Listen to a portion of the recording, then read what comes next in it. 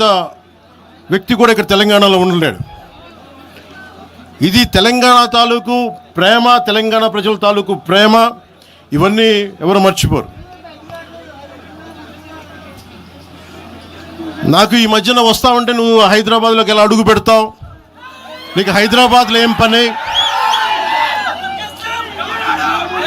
ఇది నేను ప్రత్యేకించి చెప్తా ఉన్నా. మీరెవరైనా నన్ను బెదిరించే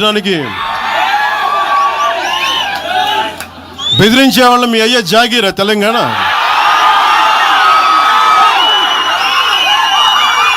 నా మీద దాడులు చేస్తా ఉన్నారు కదా. నాకు తెలంగాణలో బెదిరింపుల కంటే కూడా ఆంధ్రాలో బెదిరింపులు ఎక్కువ. నాకు తెలంగాణలో ఇంకా రానివ్వు అంటారు నన్ను, ఆంధ్రాలో అయితే తల తీసేయని అంటారు కోనసీమలో కొంతమంది. నేను ఓడిపోయినప్పుడు 2019లో ఓడిపోయినప్పుడు మన తెలంగాణ నాయకులు ఒకరే చెప్పారు, అన్నా మా తెలంగాణలో ఉంటే నీకు పరిస్థితి రానిచ్చేవాళ్ళం కాదని చెప్పి.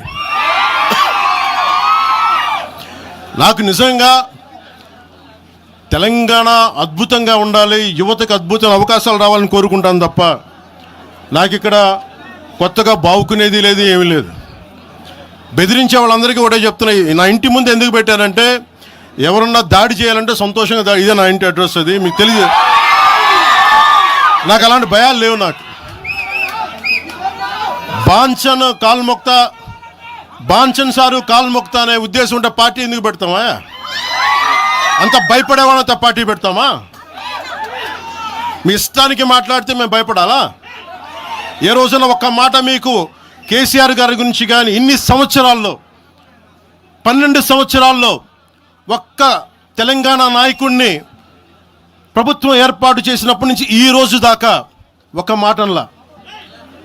ఇంకా మా వాళ్ళు తిడతా ఉండేవాళ్ళు, నువ్వు మెత్తబడిపోయి ఏం మాట్లాడలేదని. అడగండి ఒకసారి అందరిని పేరు పేరున ఒక్కొక్కరిని అడగండి. నీకు పౌరుషం చచ్చిపోయిందా? పౌరుషం చావలా, తెలంగాణ మీద ప్రేమ చావలా. అది తప్పుగా అర్థం చేసుకుంటారు. మీరు అర్థం చేసుకుని నేనేం మాట్లాడను ప్రస్తుతానికి అని చెప్తా. ప్రజలు కోరుకున్నప్పుడు నేను మాట్లాడతా. ఎంత కమిటెడ్గా ఉన్నాను తెలంగాణ కంటే, జనసేన మా వాళ్ళందరూ ఎదురు చూస్తున్నారు తెలంగాణలో జనసేన ఎదగాలని.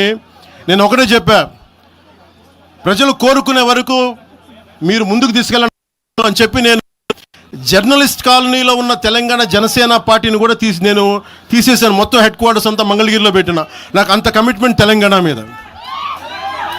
ఎందుకంటే నాకు రెచ్చగొట్టడం ఇష్టం లేదు, తగ్గి మాట్లాడా.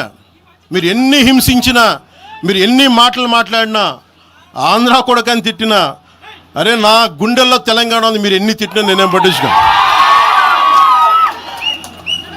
వైసీపీ నాయకులు, క్రిమినల్ గ్యాంగ్స్ చాలాసార్లు నాకు బెదిరింపులు ఇచ్చినాయి.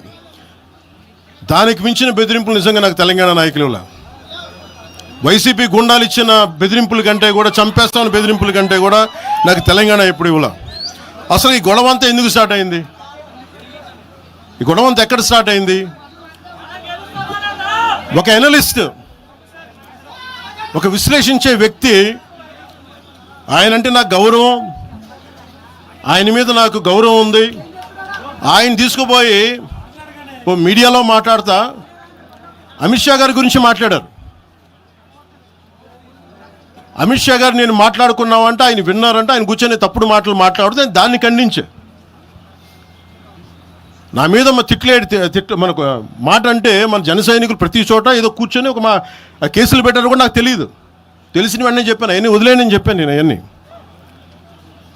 మళ్ళీ ప్రెస్ క్లబ్లో పోయి మీరు తిడుతూ ఉంటే, ప్రాంతీయ విద్వేషాలు రెచ్చగొడితే దాంట్లో కూర్చోబెట్టి ఎంతకాలం చేస్తారు?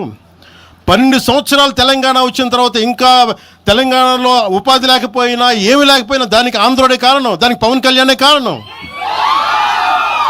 పరిశ్రమల్లో ఈ లెక్కల్లో ఇంక మీరు ఎప్పుడు మీరు ఎన్ని చేసినా ప్రతిదానికి ఎక్కడో చోట తెలంగాణ ప్రజలు ఇది గ్రహించాలి. ఉద్యోగాలు రాకపోయినా, ఉపాధాలు రాకపోయినా ప్రతిదానికి ఆంధ్రోడు కారణం అంటే, ఆంధ్ర ప్రజలు నిజంగా ఎందుకు వస్తారు ఇక్కడికి? తెలుగు చిత్ర పరిశ్రమ ఎందుకు వచ్చింది? ఎక్కడో మద్రాసులో ఉండే తెలుగు చిత్ర పరిశ్రమ ఇక్కడ రావడానికి కారణం తెలంగాణ ప్రత్యేక రాష్ట్రం కావాలని కోరుకున్న నాయకులు చెన్నారెడ్డి గారు తీసుకొచ్చారు ఇక్కడికి. ఆయన తీసుకొచ్చారు ఇక్కడికి.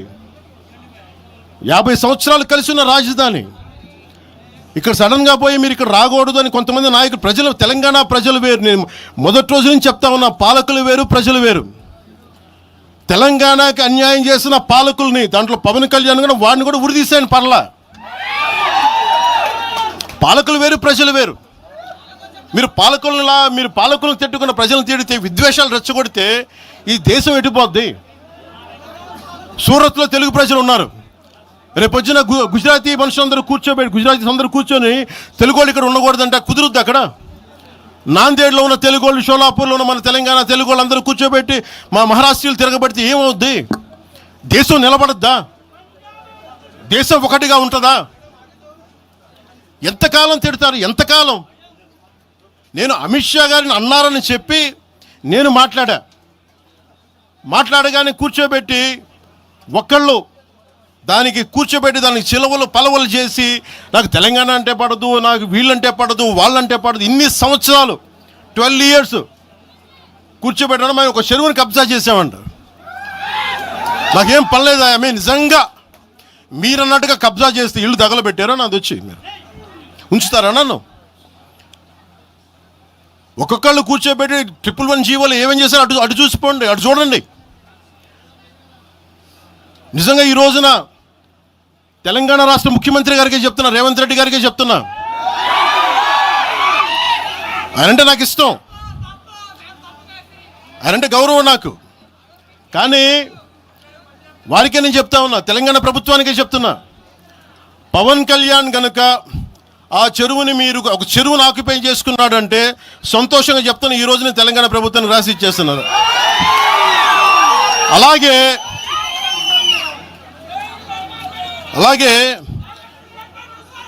లెఫ్ట్ మేము వామపక్షవాదులు అని చెప్పి ఒక ఎనలిస్ట్ మాట్లాడతా, ఇది ఎలా ఉంటుందంటే, ప్రపంచ కార్మికులారా ఏకం కండి అని చెప్పే వామపక్ష భావజాలం ఈ రోజున ప్రాంతీయతకు వచ్చింది. ఆ వామపక్ష భావజాలం చెప్పే వ్యక్తి అనలిస్ట్ ప్రకారం ప్రపంచ కార్మికులారా ఏకం కండి అని చెప్పే వామపక్ష భావజాలం ఈరోజు ఎక్కడికి వచ్చింది? ఆయన చెప్పిన విధానం ప్రకారం ప్రాంతీయతకు వచ్చింది. కమ్యూనిజం ఎందుకు చచ్చిపోయిందండి? ఇలాంటి వాటి వల్ల చచ్చిపోద్ది. ఈరోజు గద్దర్ గురించి మాట్లాడతారు. బండెనక బండి కట్టి 16 బండ్లు కట్టి ఏ బండిలో పోతాం నైజాం సర్కార్ ఓడా అంటే అది ఈరోజు మాకు వచ్చిన ప్రేమ కాదు. మాకు అది నా చిన్నప్పుడు చెప్పాను ఆ మాట, తర్వాత ఫస్ట్ మీటింగ్లో చెప్పా. గద్దర్ గారు బతికున్నప్పుడు మీరందరూ ఏమయ్యారా? గద్దరన్న బతికున్నప్పుడు మీరందరూ ఎక్కడున్నారు? గద్దరన్న వెన్నులో బుల్లెట్లు దిగితే గద్దరన్న నా దగ్గరికి వచ్చాడు. ఒకటి అడిగాడు ఆఫీస్కి వచ్చి, మన జర్నలిస్ట్ కాలనీలో ఉండే జనసేన ఆఫీస్కి వచ్చి, అరే తమ్మి నాకు బుల్లెట్లు దిగినీరా, నాకు వెనకాల నన్ను స్వేచ్ఛగా రే అని పిలుచుకునే అంత చనువు మా ఇద్దరి మధ్య, నాకు బుల్లెట్లు దిగినీరా ఈ వెన్నులో, నడవాలంటే ఇబ్బందిగా ఉందిరా, నాకు కార్లో పోవాలంటే ఆటోలో తిరగలేకపోతున్నా, ఒక అండంగా అడుగుతున్నా, హక్కుగా అడుగుతున్నా.